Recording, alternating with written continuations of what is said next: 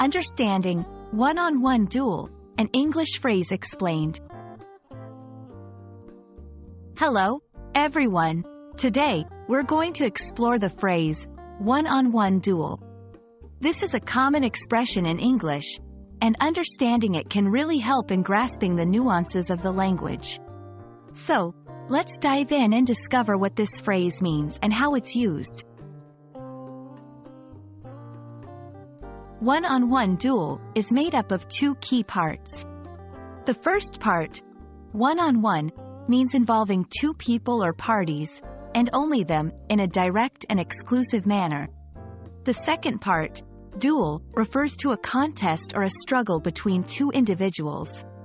When combined, the phrase describes a scenario where two individuals are engaged in a direct competition or confrontation. This phrase can be used in various contexts. In a literal sense, it refers to a physical fight or battle between two people. But more commonly, it's used metaphorically to describe any situation where two individuals are in direct competition or opposition. This could be in sports, business negotiations, or even intellectual debates. To help you understand better, here are a few examples. 1. The final match was a one-on-one duel between the two best players. 2. The debate turned into a one-on-one duel of wits and knowledge. 3. In the meeting, it was a one-on-one duel between the two opposing viewpoints.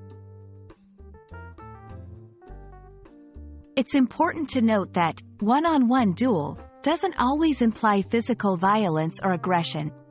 The term duel can sometimes give that impression, but in modern usage, it's often about a peaceful and competitive confrontation. I hope this video helps you understand the phrase, one-on-one duel, better. It's a great example of how English can use combinations of words to create nuanced meanings. Thanks for watching, and keep exploring the fascinating world of English language.